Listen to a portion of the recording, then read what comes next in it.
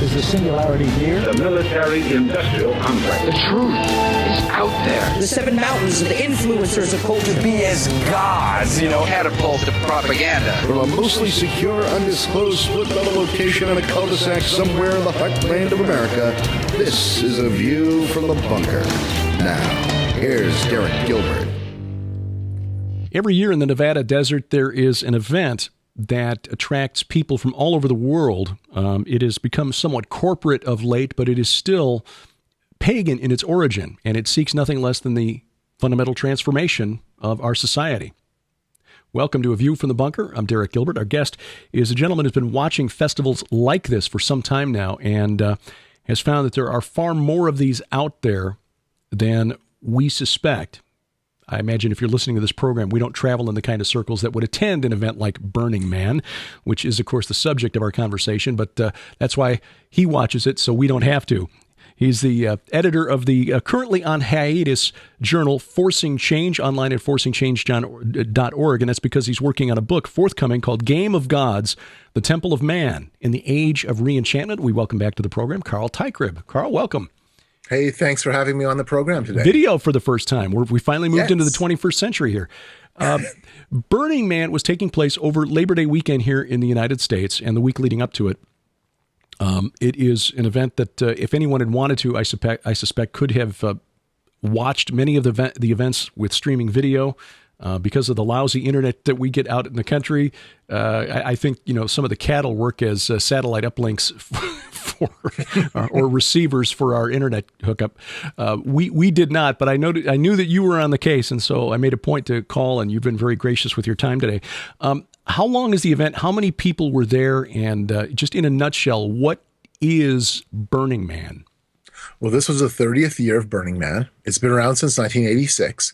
It started off with a burn on a beach, only a handful of people, a few families.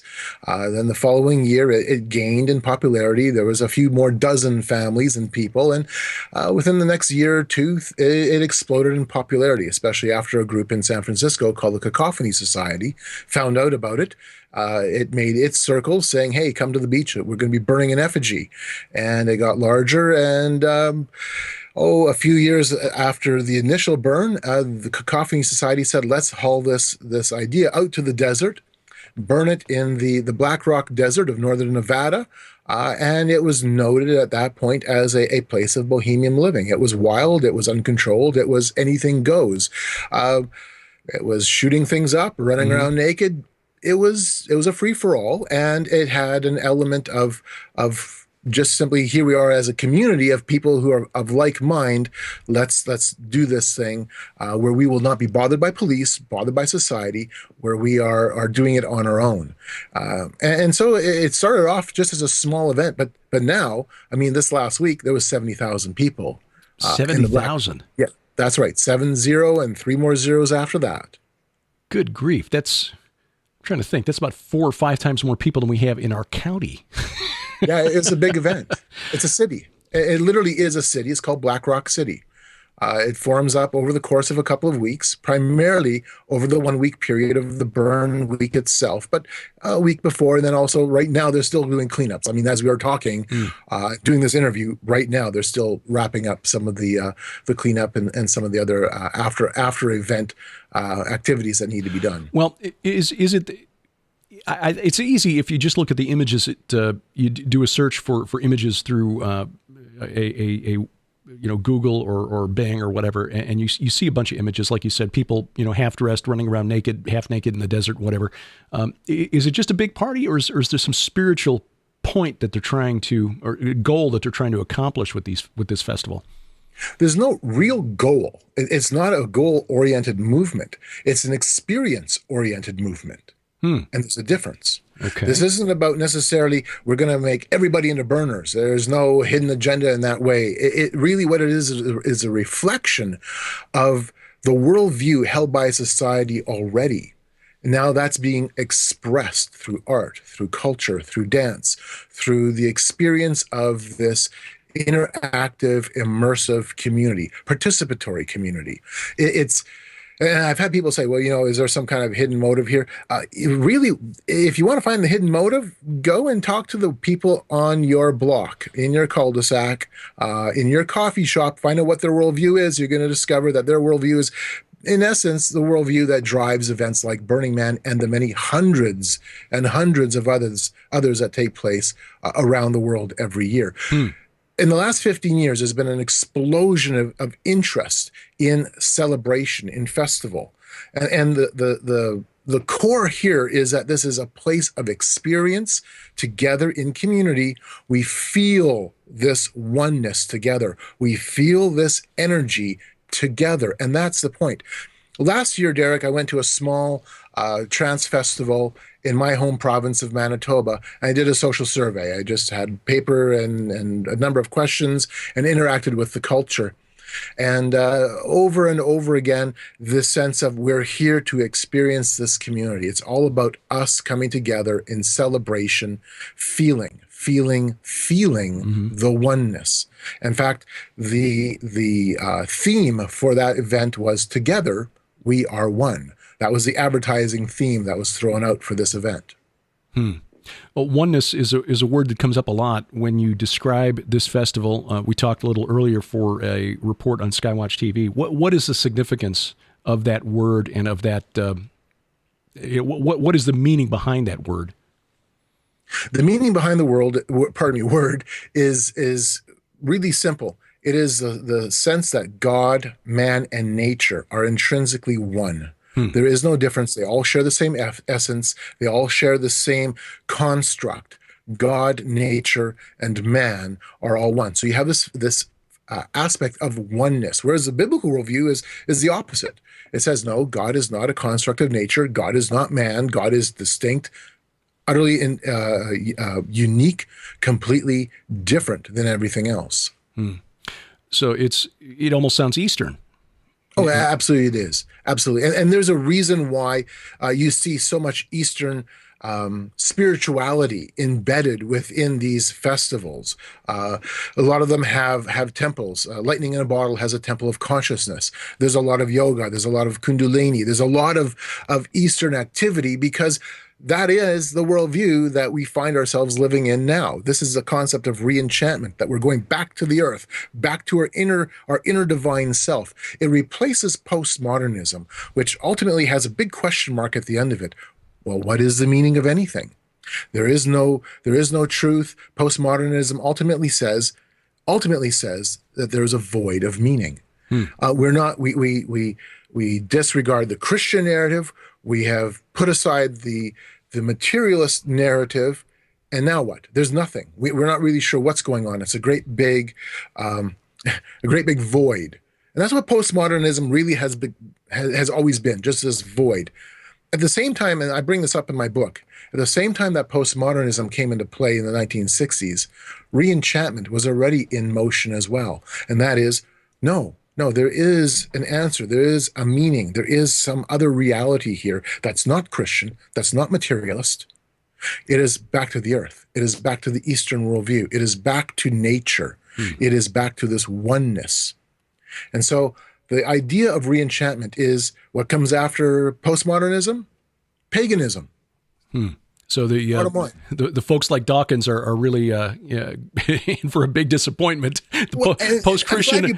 I'm glad you brought that up, because even within secular circles, and especially as I've interacted with some of the transhumanist community, there is a strong recognition. My friend Lincoln Cannon has brought this up. Yeah. There's a strong recognition that there is a type of spirituality, and that the secularist hypothesis that there is no spirituality at all, well, it's gone. It's aged. It's vaporizing, as even the secularists are now looking for something that is spiritual, which is why organizations like Pew Research now have to ask the question, are you spiritual, in their polls as they do their religious studies? Because they realize that culturally we've accepted differences. We're no longer religious, we're spiritual. And because it's all based on experience, that can mean just about anything. Right, exactly. And I've asked this of people. I says, well, what do you mean when you say I'm spiritual but not religious. What do you mean? You did yoga until something snapped. You toked up until you got a vision. Well, what in the world do you mean? What you typically end up finding out, and I've said this in some of my conference talks, is that you really don't want to commit to any truth claim that's going to put you into a corner or paint a picture. So the Christian worldview is that there are certain doctrines, truths that were revealed to the prophets and to the apostles by God himself. God through revelation to the apostles through the prophets, and then to the apostles through direct teaching from Jesus Christ, God in the flesh. These doctrines have been written down, codified to some extent. We moved through a postmodern era where it was all about feeling, or where there's a question: is there any truth? And now we're moving into an area of experience where truth is just how you feel. Yeah, that's a part of it. It's not that postmodernism goes away. It's now that postmodernism is being absorbed into the sense of we now are looking for a larger truth. And that larger truth can't be Christian, and it can't be secularist. So what else is left? What else is left? Yeah, it's pagan. That's really all that's left. And so postmodernism is never going to really disappear, but it is morphing. It is changing. And it is accepting the sense that my duty now is to the earth. My duty now is to the cosmos. We have to evolve together. We have to move forward. There is a purpose to all of this. And the purpose is the evolution of humanity into deity. Okay. We're eventually moving toward apotheosis. Right. You trying to make sense of this can really be, it would seem to me, frustrating. Sort of like to borrow a phrase that I thought I'd heard somewhere else, and I actually read it in a book from, the late great Planet Earth, Hal Lindsey, 25 years ago. That trying to figure out the doctrine of a certain group that he was writing against, just like trying to nail Jello to the wall. That would seem to kind of describe the sense of getting a handle on a movement that doesn't have any written doctrines where it means however you feel today is what it means. How do you make sense of this, Carl? Well, what it means is, first of all, as Christians, we need to understand that that's the way that they are thinking. I've had so many people say, well, let's just storm this place. In fact, I had a conversation not that long ago with somebody saying, well, we need to come against this and stand up against this. And I have friends who go to Burning Man as Christians witnessing. And there is a special way you do this. It's a special kind of place, a special kind of worldview. And again, it's the same worldview that your neighbors hold. But what the last thing that we need to do is go there and reinforce the negative stereotypes they already have of Christians. Right. You make yourself with bullhorns. You make yourself a stumbling block. Bingo. And so what you end up having to do is you really have to boil this down to a personal level and talk to people individually. You have to make this an example to them, where our Christianity is something more than just simply the visions that they have, the false assumptions that they may have. One of my friends, when he goes to Burning Man, him and his crew will take bottles of water and carjacks, because as 70,000 people are leaving Burning Man, you've got people with flat tires, you've got people with trouble on the road, and they're there serving them. And they're serving them, and they're helping them out. And people ask, well, why are you doing this? Well, we're Christians.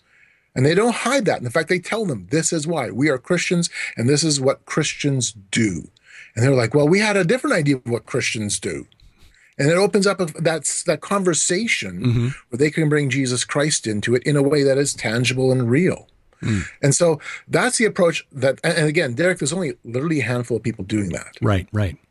That's all there is. And it seems to me that that's an approach that we ought to take with a number of different groups, at least the ones that aren't actively trying to shoot us while we're trying to approach them. But I say that somewhat tongue in cheek. But there are a number of groups out there that we tend to approach with fire and brimstone, and like I said, we basically become the obstacle between them and Jesus Christ, and so we need to watch that. And I saw this firsthand where this worked a wonderful way when I was at the Parliament of World Religions last year. There was other Christians there who were going in as ambassadors for Christ. They paid their way in. And for those who want to go to Burning Man, do witnessing, you better pay your way in. You're not going to be jumping the fences to go witness. It isn't going to work like that. And they were there interacting one-on-one, giving the gospel and talking and asking people, okay, what do you believe? And opening up that conversation. The other option would have been to stand on the steps with bullhorns and pickets, and you would have done absolutely nothing for the cause of Christ except become the stumbling block. What are some of the other festivals that are out there? I know there was another one that was recent that I paid some attention to called Tomorrowland, which was happening at multiple venues around the country. What are some of the other major events out there? And again, in what direction are they trying to push us? I'll back up just briefly. Tomorrowland, Burning Man, Lightning in a Bottle, so many of these other events. Sonic Bloom in California or in Colorado. I believe Interfuse is just a little bit north of you in south central Missouri. So many of these events are a little different one from the other. They're not the same. They're not cookie cutters. And all of them fit within this broad scope called transformational festivals or evolutionary culture. And you could fit in pagan events like pagan spirit gatherings, Starwood. You could put in some of the mythologically oriented events like Fairy World. And there's there's a whole fairy genre of festivals out there. Tennessee's Pagan Unity Festival. There's dozens and dozens. There's hundreds. You can't list them all. In fact, I've been working on a Google Map project pinning festival locations, and I have 280 right now for Canada and the U.S. Wow, for just Canada and the U.S. Yes. Wow. I still have about 50 or so to vet out and another 50 or so to include. And I know that there's more yet. Nonetheless, okay, this gives you the idea that this is a broad movement. It's not just simply one event or one style. So Tomorrowland, let's go back to Tomorrowland. Tomorrowland is a concert venue, an EDM, electronic dance music, concert venue. It's not necessarily a festival like Burning Man at all. It's different. It's a concert, a multi-day, multi-stage, multi-performer festival. But why I would include Tomorrowland in it, in this idea of transformational festivals or evolutionary culture, is because from beginning to end, it has its own mythos. It creates its own mythos. It creates its own legend. The legend is built around the evolution of your consciousness. Between stages, between performers, the stage itself is coming alive and preaching to you, you are all one. We're all united together. We're all one world in harmony, feeling together. And so at that level, it already enters the foray of being transformational. It's no longer looking at the traditional sense of reality. It's looking at this new construct of reality, this idea here again of oneness. Just as an observer of the human condition for most of my adult life, both as a broadcaster and then in sales, which requires you to be somewhat to have some ability to read other people and respond to their needs, try to anticipate their needs and serve them. It would seem to me that this idea of oneness is falsifiable on its face. How do the organizers of these festivals explain away the fact that the one thing humanity's been getting better and better at with each passing generation is killing more and more of each other? I mean, if we're all one, why do we keep stabbing ourselves? Because we're all not enlightened yet. I see. There's a lot of aspects of falsification. Yeah. Number one, what happens when there is a worldview that is diametrically opposed, that is so different, so other than oneness oriented, that it can never be included within your oneness worldview? Right. The very fact that that exists demonstrates that there's a problem with oneness. Right. And it will never subsume into it. Yeah. And so the Christian worldview is that worldview, and it cannot subsume into the oneness. I would argue that you could make the same claim about Judaism or Islam for the same by the same token, but right. It seems to me that there is a certain mindset out there that is incapable of just immune to cognitive dissonance because the ideas are, as you say, they're mutually incompatible, and yet that seems to be what happens then. How do they achieve oneness when you've got these religious beliefs that are, as you say, diametrically opposed? I mean, you cannot assimilate a Christian worldview into this concept of oneness. Yeah, but you're looking at it, Derek, from a Western point of view. You're looking at it from the point of view of your Judeo-Christian background. Right, yeah. In the Eastern worldview, you can hold opposites. Yeah, I've heard Ravi Zacharias mention that, but he said even there in India, where we're used to doing this, we still look both ways before we cross the street. Absolutely, of course, of course. It is either me or it is the bus. And you don't want to be one with the grill of the bus. Exactly. So again, it's demonstrably false, and yet, of course. But there is a feeling here, though, and I stress this word over and over again. There is a feeling that comes with this false sense of being one with everything. There is a tangible physical feeling. I have felt that feeling and recognize it for what it is, and it doesn't seem to matter. And this is where things get a little bit wonky, a little bit weird. You can have that feeling if you're in a secular concert venue, where the power and the emotion and the energy of the place just grabs you. You can have that feeling standing on a mountaintop or looking over the Grand Canyon or seeing an incredible sunset. You can have that feeling, and I've been in pagan circles and pagan settings. They're definitely expressing and feeling that there. Mm-hmm. Here's where it gets kind of scary. You have the same feeling in church services. Yeah. And I bring this up in my book. I have to ask Christians the question: is your basis of reality, is your faith found on your feelings? Or is Jesus Christ the same yesterday and today and forever, regardless of how you feel? I'm glad you went in that direction, because I was going to ask, is this sense of connectedness, this emotional, how did you put it in the note here? Emotional catharsis so powerful that it overwhelms reason. Right. And it does. It does. It becomes an emotive state. And I've seen this. I've seen this firsthand. I've seen this where it overwhelms, and there's weeping. There's this incredible sense of, now this is real. I'm feeling it. How can you argue with what I feel? A great example was on Sunday evening.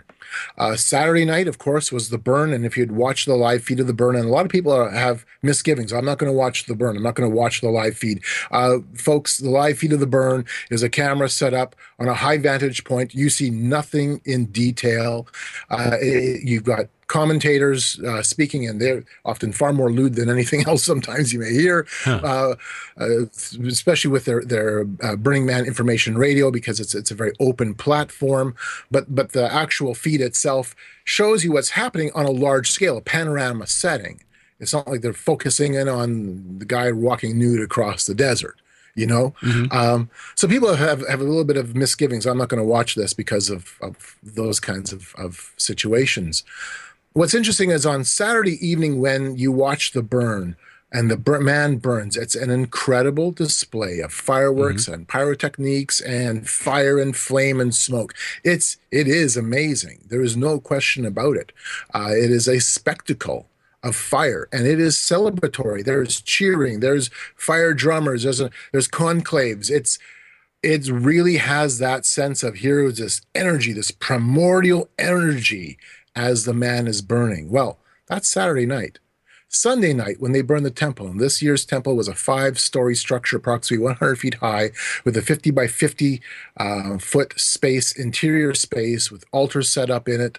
When they burn the temple, and the temple has become the heart and soul, really, of Burning Man. When they burn the temple, it's not celebratory, it's not wild, it's not crazy, it's not fireworks.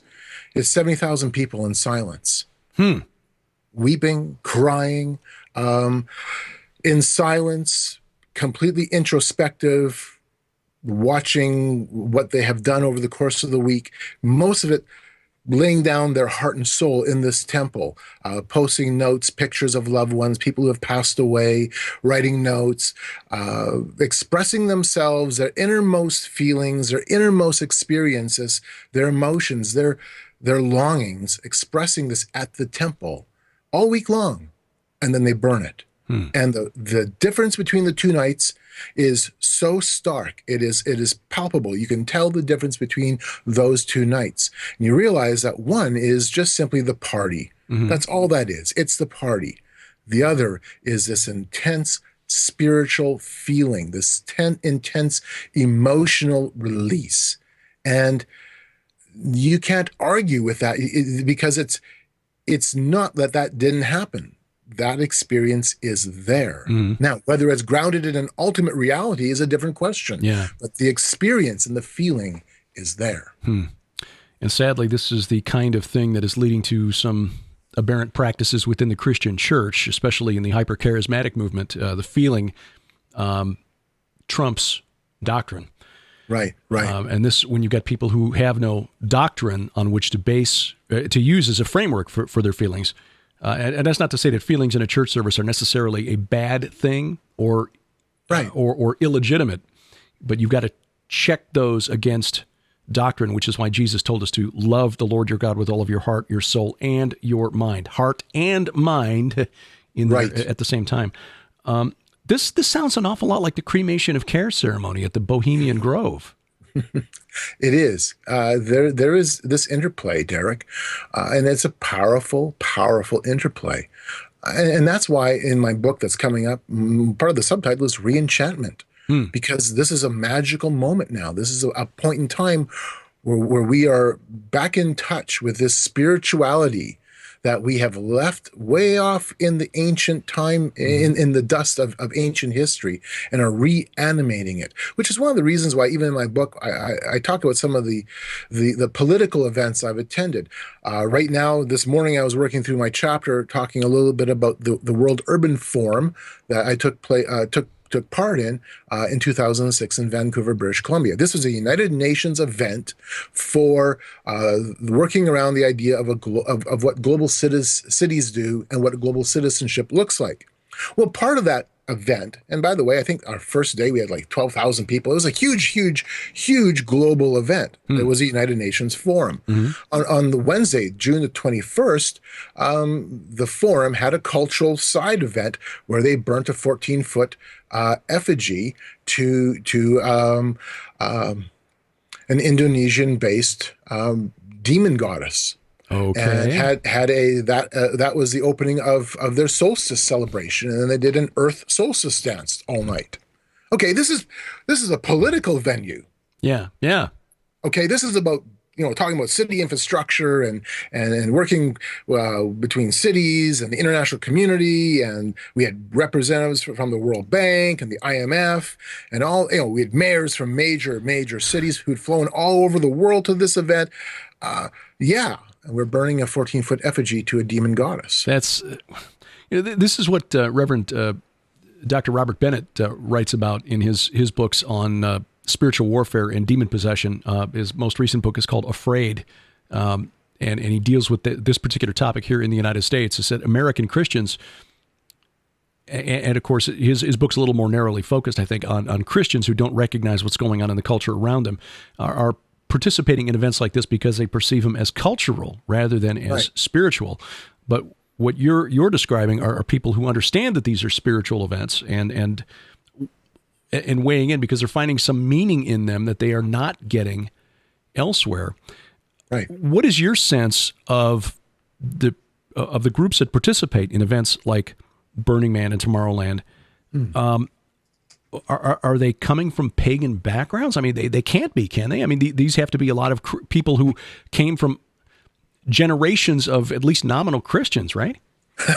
Yes. In fact, this is, Derek, why I think it's important that there's more research done on the ground.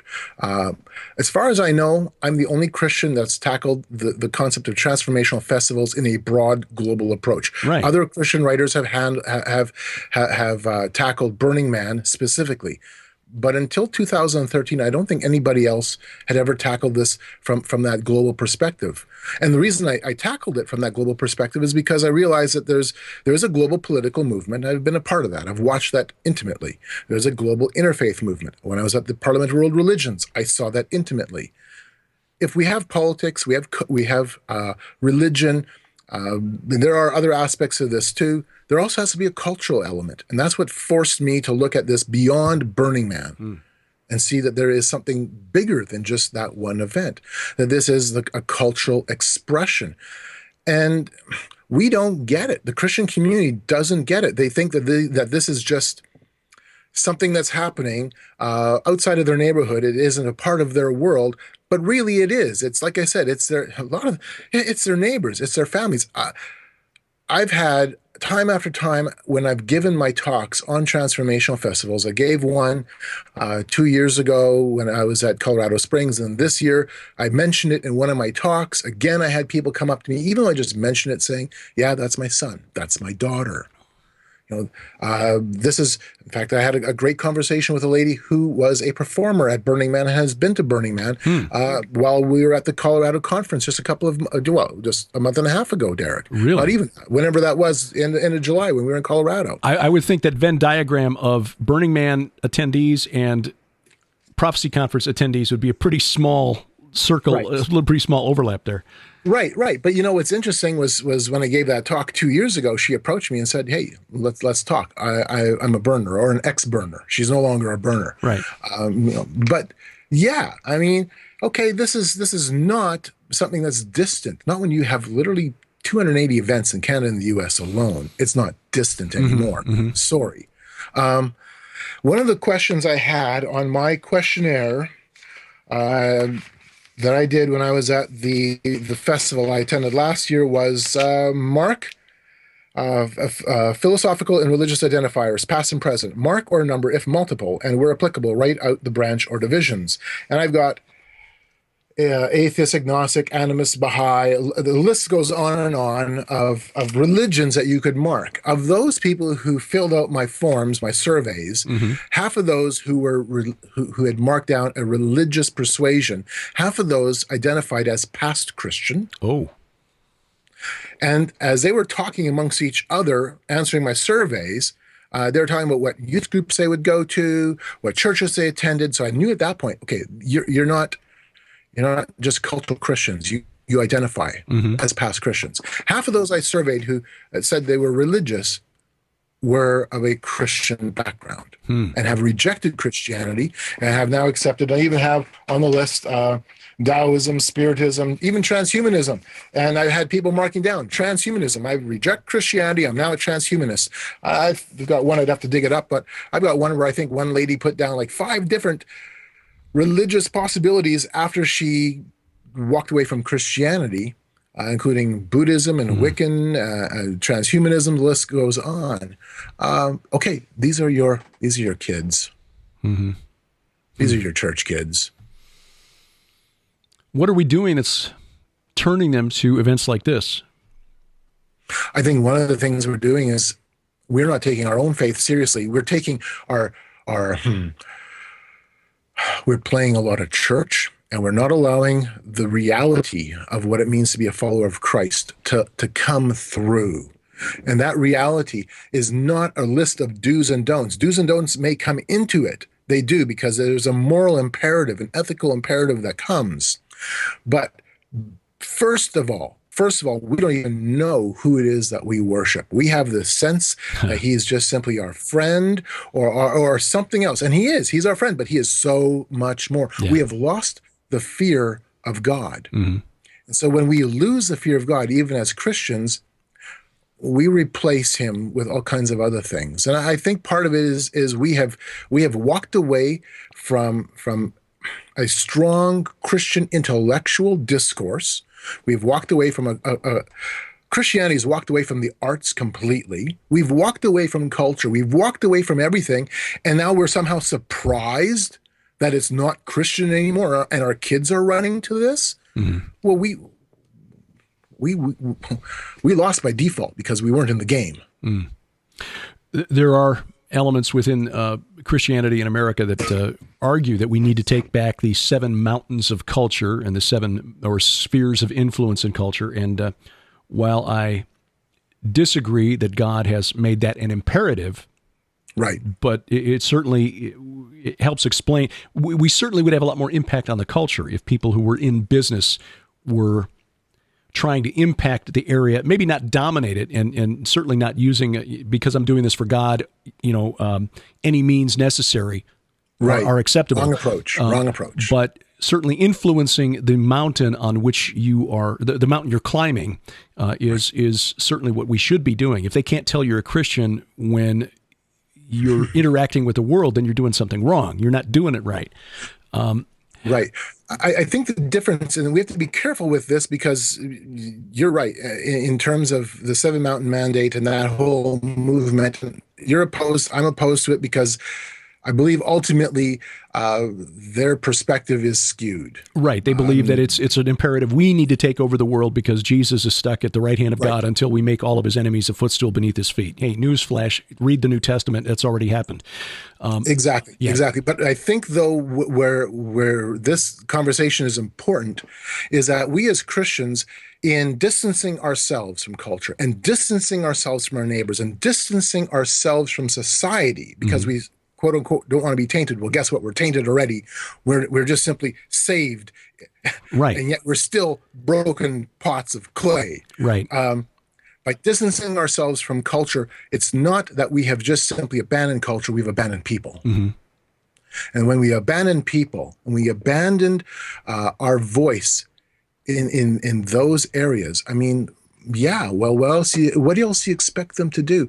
I also have talked to parents who've had issues internally with their own family, and their sons or daughters have now jumped into this movement because there's heartbreak, there's problems right within the family structure itself, and they realize that first of all they have to get their own house in order, and we really, really do. Mm-hmm. And so I would suggest there's ways to approach this culture. One example, I have a cousin who goes to church in Australia. Her church in Australia buys a booth inside the New Age Festival, which comes, I believe it's in Brisbane. They buy a booth, literally. They pay the money. They're there. And that way they can't get kicked out. And they have Christian literature on the table and material specifically aimed at the New Age movement. And they are not in there banging on drums and blowing bullhorns and with picket signs. They're there quietly, calmly, lovingly, bringing the truth to people. And they've had people come to Christ because of that. Yeah.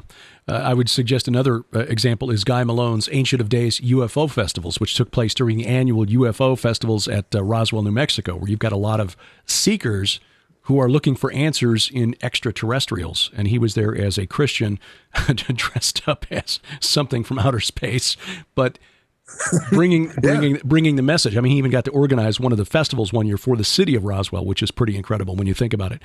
It is. I think you're right. If we try to hide ourselves within an enclave or a compound, we cannot be salt and light if we have placed walls between us and the rest of the world.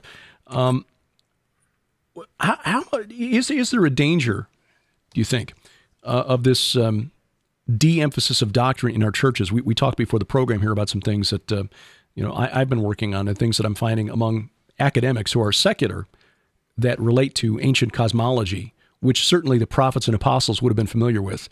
The mythology of the Greeks and Romans, they weren't just great stories to be converted into cartoons by Disney 2,000 years down the road. That was their religion.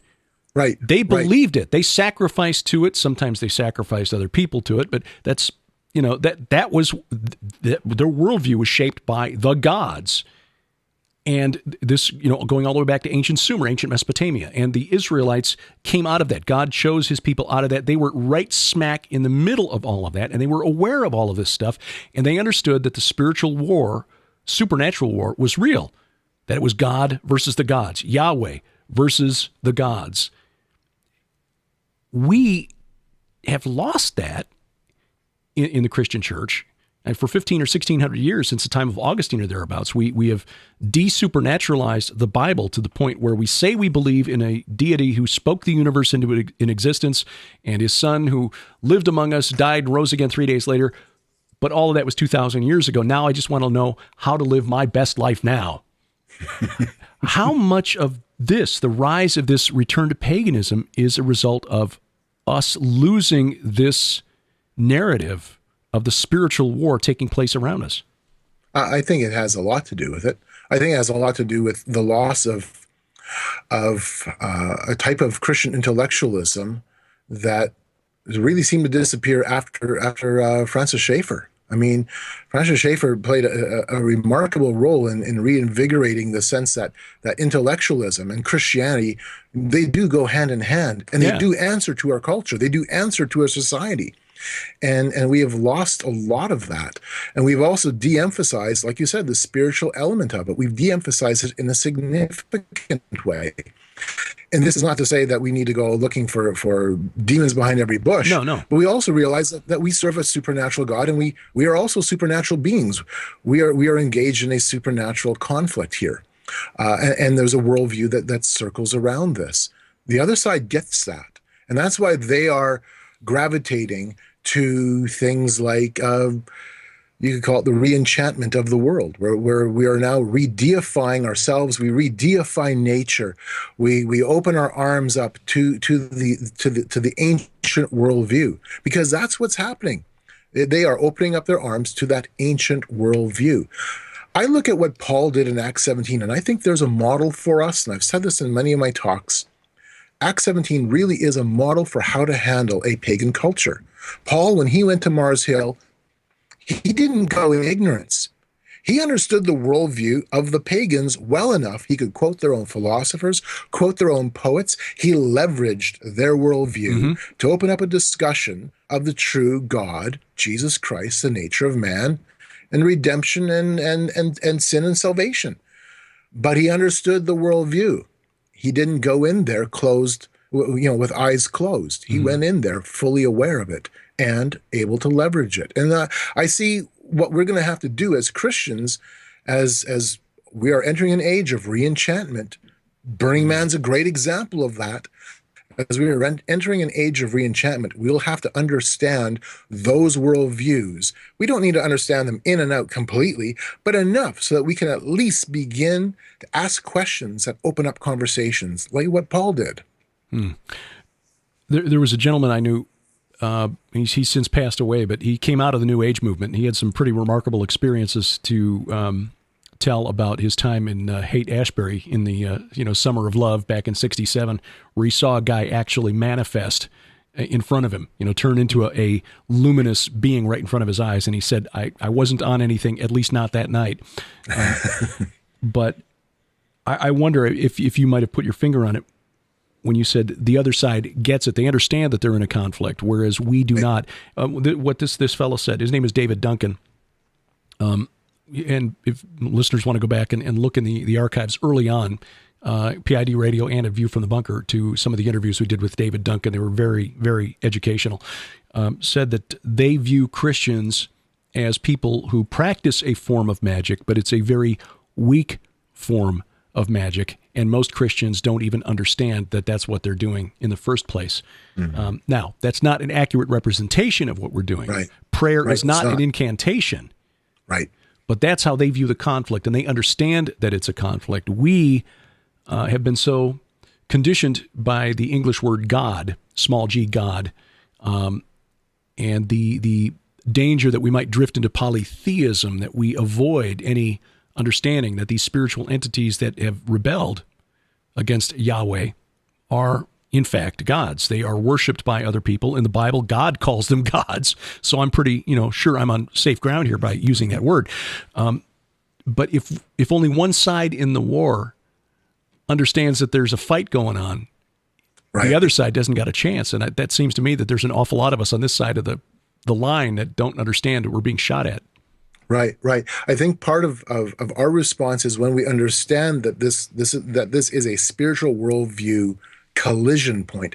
I think one of the things we need to realize is that there is a fundamental difference between Christianity and everything else.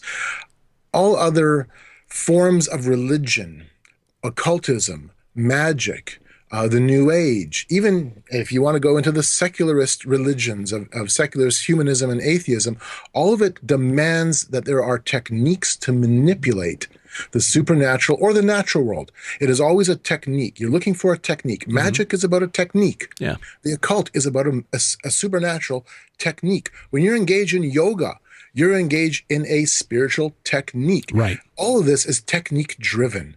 Whereas Christianity says, and this is where we don't have the magic powers because we don't, Christianity says it's not about you and your technique. It's about Christ and his one-time technique, right. And that's all that's required. That's a good way of putting it. I like this too. This term. I've written it down to use it again. Spiritual worldview collision point. Final question. I think there's probably a number of us of parental and soon someday grandparental age who would think that the solution to this problem is to tell our kids, you can't go. That's it. You're staying home. You're not leaving the house, young lady. That sort of thing. How much of these, the growth of these festivals is because there is a spiritual push to promote this worldview, and how much of it is, and I think I know the answer to your question, but I just want to summarize this. How much of this is a result of changes that have already taken place in the culture? In other words, is it the cause of the shift, or is the shift resulting in the growth of these festivals? The shift is resulting in the growth of these festivals. Okay. Yeah. These festivals are a manifestation of the worldview that your son and daughter already hold. A symptom, not the cause. That's right. And we need to keep that in mind. By the way, the demographics is not just youth. Tomorrowland and the Trans Festival stuff, a lot of that can be. But Burning Man, you've got people from every demographic walk of life. Same with the festival I went to last year. I was one of the older ones there, but there were people older than myself. That's for certain. Yeah. Well, when you look at, say, the 60s, which is when American society culture really kind of stood on its head, we're a couple of generations down the road from there. So what's interesting with the 60s, Derek, is in this culture, this transformational festival culture recognizes the 60s was their starting point, but they also know the 60s was an era of feeling around in the dark, unable to truly understand what it was that they were doing. Now they know what they're doing, and there's a difference. Carl Teichrib is the author of the forthcoming book, Game of Gods, the Temple of Man in the Age of Re-Enchantment.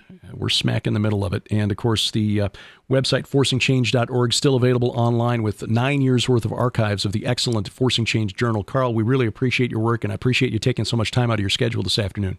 Hey, thanks for letting me be on the program today, Derek. We will talk to you down the road. Amen. You'll find the show notes both on the YouTube channel, youtube.com/Derek Gilbert, and at VFTB.net, VFTB.net. Of course, the link will take you to Carl's website, forcingchange.org, and we are eagerly looking forward to reading his book, Game of Gods, as soon as it's available, and we'll have him back. We'll likely have him on Skywatch TV as well to talk about that as soon as it's available. In the news this week, of course, the big news here in the U.S., because we just navel-gazed, pay attention to what happens here more than anywhere else, was the debate between Donald Trump and Hillary Clinton, which had Super Bowl-like numbers, 84 million viewers tuned in to watch. Lester Holt took a lot of criticism from conservatives. Frankly, I think he did a good job. It was a difficult, thankless task because no matter which candidate he got tough on, the partisans for that candidate were going to jump all over him. I thought he did a pretty good job of keeping things moving along when both candidates insisted on continuing down a certain path. He did it without getting rude. It's not a job I would ever want, frankly, because, again, you're not going to come out of that looking good to about half of the viewing audience, whatever you do. Who won? Well, I think it depends on who you supported going into the debate. There are some who thought that Hillary won the debate, even though they are Trump supporters. But I think as long as Trump didn't make any serious errors, which he didn't, he really came out ahead.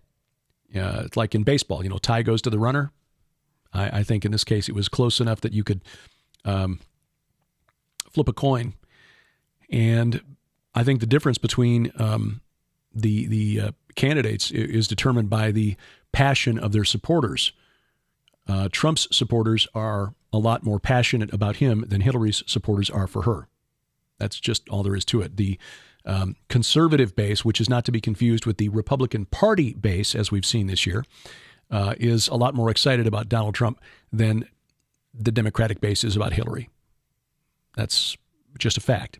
And I think that is going to be the deciding factor in the election in November. Barack Obama won primarily because people were more excited about him on the Democratic side, the progressive side, than conservatives were for either John McCain or Mitt Romney, which is understandable because neither one of those men is really a conservative. So Republicans faced with no other choice, the proverbial hold your nose and cast your ballot type thing. This year, there are a lot of Republicans in name who are turned off by Trump's brash approach, but he's saying the things that need to be said. We need to secure our borders. We need to disentangle from pointless military adventures overseas that are draining our economy, and we need to reconfigure trade deals so that we stop gutting the middle class of of America. The American middle class is shrinking, and because I tend not to believe that our government is made up of stupid people, that takes more faith than believing that they're doing this on purpose, that they're lying to us, in other words. I think government policies have been shaped by globalists who want to eliminate that pesky American middle class because we're just a little too ornery and independent for our own good, in their view. So if Mr. Trump delivers on his promises, and I'm not sure that he can, he may try, but I'm not sure that he can, the average American stands to gain a lot more from a Trump presidency than a Clinton presidency, because we've already seen what Hillary will do. Just pay attention to what she promoted when she was in the White House as First Lady and what she did when she was Secretary of State. She will continue the wars in the Middle East. In fact, I thought it was interesting and significant that the elite-controlled media, New York Times, Washington Post, and so on, and the Washington Post, by the way, they have gotten so annoying since Jeff Bezos of Amazon purchased the newspaper. Now, I have two Kindles at home, a Kindle Fire HDX 7-inch and a 9-inch, which I inherited the bigger one when Sharon found an iPad Air at a really great price. And I like them both. They're great pieces of hardware as far as their specs. Frankly, and screen resolution, they're right up there with the iPad, but they're at a fraction of the price. But Amazon always preloads the Washington Post app onto the Kindle, which is great marketing. I mean, it's a smart move for Amazon to do, but they are so far in the tank for Hillary Clinton. I finally had to delete the app because there is no objective media. I think that is a misconception that's been perpetrated on the American public over the years by the press. They want us to believe that and I was part of the mainstream media for a while. Okay, I got my start in radio as a rookie newsman and got to see up close as an intern for one of the big Chicago stations what the newspaper and television reporters and the other radio reporters did when they were covering a story, and how what they saw at the story, and even as a 20-year-old kid, I could see this, didn't match what I saw when I was at the story. I mean, for some of these reports that I was at the event, it's like, was this guy even in the same zip code? That was a very, very educational. But it took a while before I really realized that, it wasn't just my lack of experience shaping my views there. That's exactly what goes on. The objective media has never been objective in this country. Go back and if you just feel like it sometime, just start digging around on the web, and you can, I'm sure, find archives of old newspapers. Like I'm talking like War of 1812, and look at how they reported, and the partisan reporting that went on through the War of 18 through the Civil War, things like that. There's never really been an objective press in the U.S. That this is a myth that has been perpetrated over the last couple generations. CNN, Fox News, MSNBC, the newspapers, they all have a point of view. The key to getting the most out of the news is just understanding what their point of view is and factoring that into how you read or see or hear the story. Anyway, the Washington Post just got so blatant and so obnoxious about it that they've been deleted off my my Kindles. Anyway, the perception, I think, of who won this debate really depended on who you supported going into the debate. Neither side really landed a knockout punch.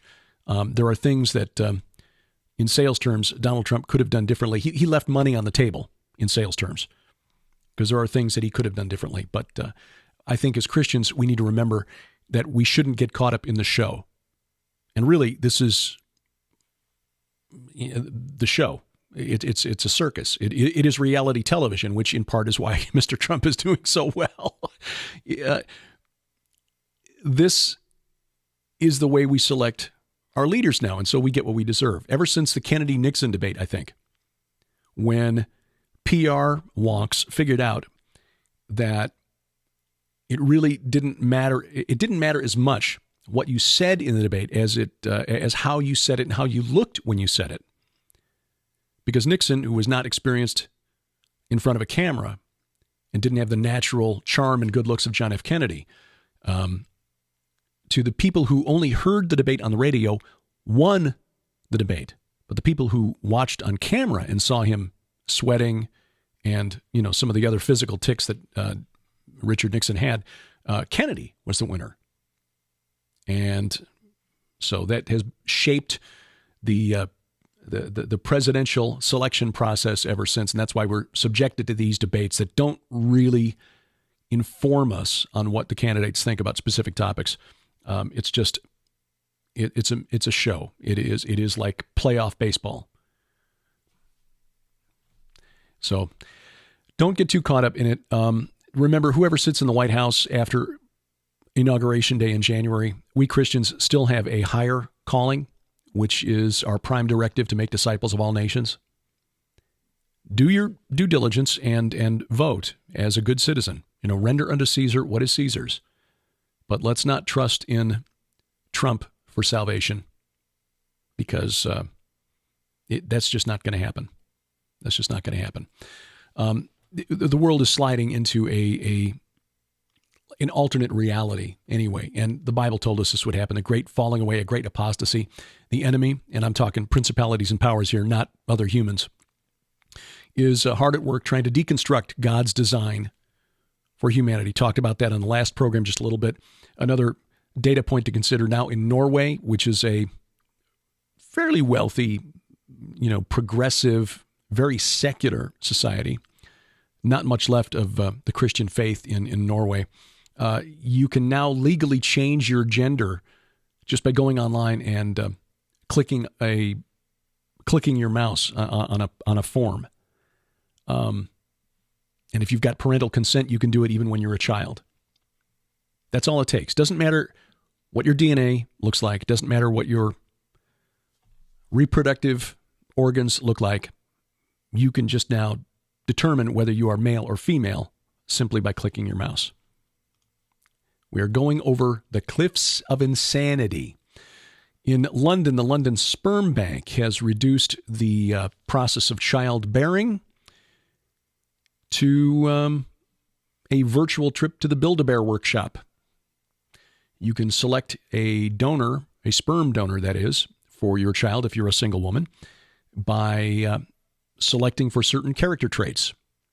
You can look at, the identity of the donor is kept secret, but you can select your donor on the basis of job history, income history, personal characteristics. Is he musical? Does he smoke? Is he tall? Whatever.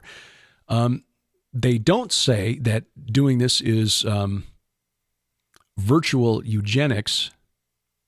I suppose they would make the argument that when we select a spouse, a mate, or even just a sexual partner, we're in a sense practicing eugenics of a sort by selecting that partner on the basis of certain desired characteristics.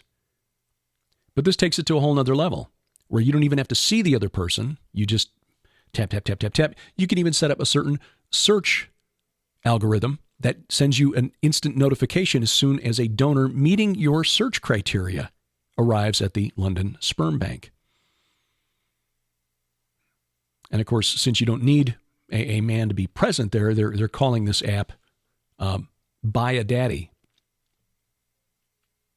Order a Daddy is what it's being called. Again, eugenics in a smartphone app is what it is. And it's just another little drip, drip, drip in this Chinese water torture wearing away at the definition of what it means to be human. Because we don't need two parents anymore. In fact, you don't even need two partners anymore to have a child. Just place your order through your smartphone. We'll send you a text. Come on in when it's convenient to you. And there you are. Of course, this can lead to some interesting complications. There was a story from within the past year of two women who were partners, wanted to have a child together, went to a sperm bank, didn't get what they thought they were paying for. The child was born with a lot more melanin in the skin than these two Caucasian women expected, and so they filed a lawsuit. Of course, progressives then began to have heads explode as cognitive dissonance overwhelmed their brains because they don't want to criticize the, two lesbians having a child, but at the same time, they can't accept the fact that they're two white women who are suing because they've got a black child. How do you criticize the one without criticizing the other? So anyway, it's, again, the enemy trying to deconstruct God's design for the family. In the Middle East, an interesting development, Israel and Jordan have signed a massive deal to supply natural gas from the Leviathan gas field that Israel controls in the eastern Mediterranean. It's a $10 billion deal. It makes Israel the largest energy supplier to the country of Jordan, the Hashemite kingdom. Israel becoming an energy power, or at least a player. The next step, they're going to try to lay a pipeline to Cyprus and then on to Greece so they can get a share of the European natural gas market. We'll see how that goes. Speaking of Israel, an interesting discovery by archaeologists there. They found the gate to the ancient city of Lachish, which is a heavily fortified city, second most important city in Judah, the ancient kingdom of Judah, after Jerusalem, of course. The gate was 80 feet by, was it like 80 feet across? It included a number of chambers inside the gatehouses, which were dedicated to various pagan gods. One of these rooms was devoted to a cult that ostensibly worshipped Yahweh, but during the time of Hezekiah, he basically demolished the temple, or at least broke the horns off the temple, the altar. The altar in Jerusalem also had horns on the altar, but Jerusalem, the temple there, was supposed to be the only place that Yahweh was worshipped. And so horns broken off the altar at Lachish. And then to kind of emphasize the point, Hezekiah apparently turned this particular spot, this little mini temple, into a second throne room, you might say, by putting a latrine, a toilet, carved out of stone, big old block of stone where the king could sit, and the hole cut in. So, so Hezekiah and the other Judean kings apparently dumped on the false gods. Other things in the news, but I'll direct you to Skywatch TV for the daily updates on that. Apparently, American troops embedded with the Turkish army are moving on the city of Dabik, which is the city that Muhammad apparently prophesied would be the site of the climactic battle between the forces of Islam and the forces of Rome. Dabik really is kind of a little wide spot in the road, and it's not really defensible from what I've read. The true objective of the Turks and the U.S. Spec Ops troops is a town about 20 miles farther, which was kind of an ISIS stronghold. But Dabik is the place where Muhammad, they believe, the Islamic State believes anyway, that this final climactic battle would take place. And so things could get interesting because the Islamic State went out of its way very early on in 2014 to take this village, even though, again, no strategic value to it other than it's the place where they're supposed to begin their march toward victorious global jihad. Apparently, U.S. troops, who I presume are wearing sneakers because President Obama promised us no boots on the ground in Syria, and I'm sure he was telling the truth, are only about 3 miles outside Dabiq as I record this on Thursday, the 29th of September. So we'll see what happens over the next few days. Coming up in A View from the Bunker, we just have a couple more sets of interviews as part of our exclusive series from the Rocky Mountain International Prophecy Conference. Coming up Wednesday, October the 5th. Can you believe it's October already? Dr. Michael Heiser, who is there not as a speaker, but I dragged him up to the interview room anyway, so it's kind of a bonus interview. And Claudia Koenig. I talked to them about their areas of expertise. In Mike's case, of course, the divine counsel paradigm and why it's important to properly understanding Christian theology. In Claudia's case, she's just a warrior. When she goes out, she witnesses to anybody and everybody. And both of those interviews got emotional. So you'll hear those, God willing, on Wednesday, October the 5th. Next Sunday, Carl Gallup's talking about his new book, When the Lion Roars, how end times prophecy is being fulfilled basically as we speak and why that's important. And then our final interview from the Rocky Mountain International Prophecy Conference, Stan Deo and L.A. Marzulli, that on Wednesday, October the 12th. Hope you'll join us for our Sunday morning, Sunday during the day anyway, Bible study, the Gilbert House Fellowship. That's at gilberthouse.org. We're going through the Bible in chronological order, so we kind of skip around inside the Bible. But it's an interesting way, and I think you'll get something out of it you might not have gotten before.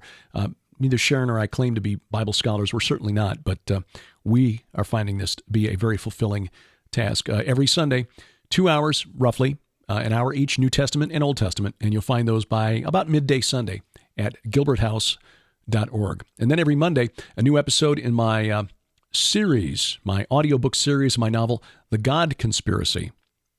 Wrote this about 10 years ago, decided to release it as an audiobook by episode. And every week, about another 20 minutes or so from the novel, The God Conspiracy. You'll find that at thegodconspiracy.tk, thegodconspiracy.tk, or part of the package when you subscribe my YouTube channel, youtube.com/Derek Gilbert. We appreciate you giving us a review, iTunes, Stitcher, TuneIn, wherever you find us here on the web. And of course, we appreciate your likes at Facebook as well. That's facebook.com/View from the Bunker. And we encourage you to weigh in on the topics that we raise here on the program. A View from the Bunker is a production of Gilbert House, released under a Creative Commons Attribution, Non-Commercial, No Derivatives 4.0 International License. The opening theme is by Kevin MacLeod.